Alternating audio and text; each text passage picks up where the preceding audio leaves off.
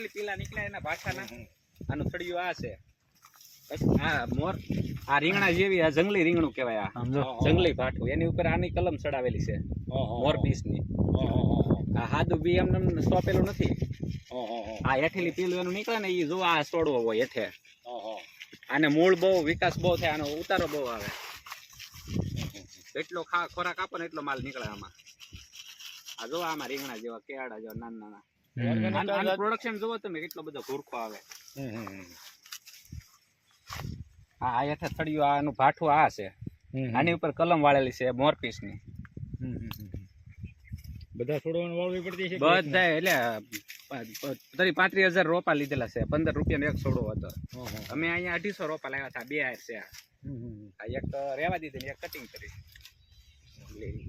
આને છે ને 4 એપ્રિલમાં સોંપેલી છે એક વર્ષ થાય હમણાં મહિનામાં તો એની શરૂ થઈ થડિયેલી વાળવાની છે ને હા એનું થડિયું અલગ હોય આખો હાંધો જ દેખાય તમને કાયદેસર એ અહીંયા થોડી વળ્યા છત્તીસગઢ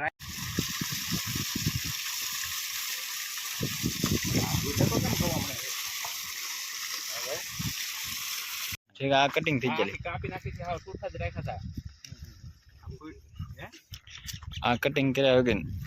આ કટિંગ કર્યા વગરની આ મલ્સિંગ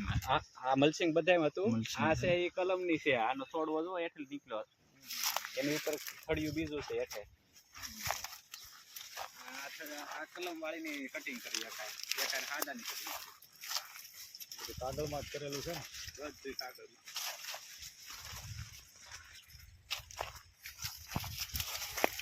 તો હમણાં તો આમાં પાણી બધું ઘટે માવજત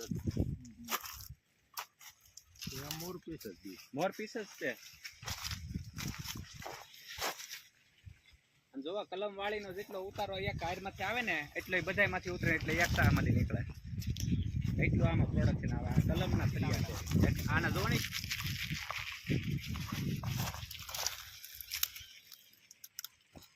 આ શેવડી વદર વાળા ભાઈબંધ ને લાવે ને એને એમ પાસે લીધી હતી બે એની ઉપર આની મોરપીસની કલમ છે આજ તમને બતાવું હતું ત્યાં છે ને બધી રીંગણીઓ આજ છે 5 વીઘાની એમાંથી સીઝનમાં એ સોમાહાના જ રીંગણાના રાજા 200 જબલા ઉતરતા એક દિનનો 1.5 લાખનું બિલ કેટલું એમાં કાંઈ જ ન ઘટે આ તો હમણાં માવજત મૂકી દીધી બધી જોવો ને તમે રીંગણા જોવો ને હમણાં પાણી બધું ઘટે હમણાં આ તરબૂચમાં પાણી જાતું એટલે આમાં ઘટતું બધું હા મોર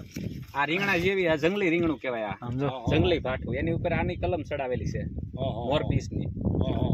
આ હાદુ બી એમ સોંપેલું નથી આ હેઠેલી પીલું એનું નીકળે ને એ જો આ છોડવો હોય હેઠે આને મૂળ બહુ વિકાસ બહુ થાય આનો ઉતારો બહુ આવે એટલો ખોરાક આપો ને એટલો માલ નીકળે આમાં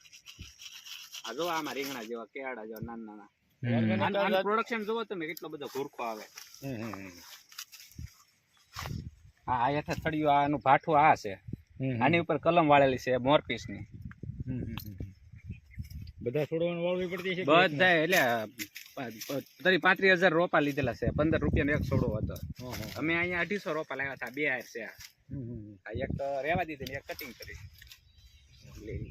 આને છે ને 4 એપ્રિલમાં સોંપેલી છે એક વર્ષ થાય હમણાં મહિનામાં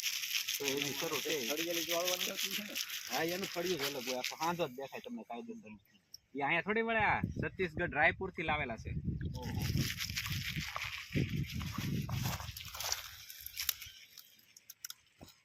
આ શેવડી વદર વાળા ભાઈબંધ ને લાવે ને એને એમ પાસે લીધી હતી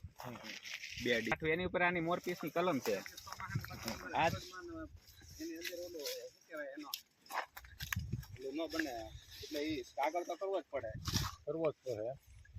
એને તમારે સાયો કરવો પડે ગમે મકાઈ બકાઈ સોંપવી પડે ભેગી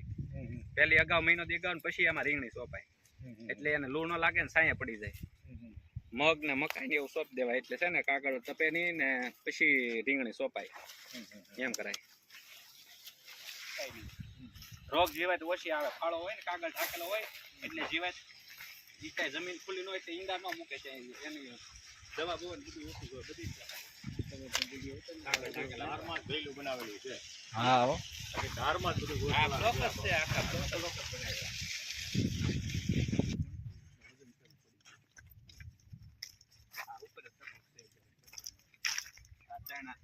ત્રણ સાત તુરિયાના છે આ કેમ પણ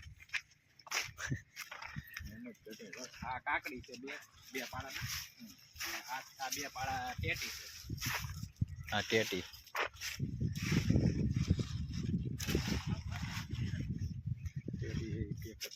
કેમ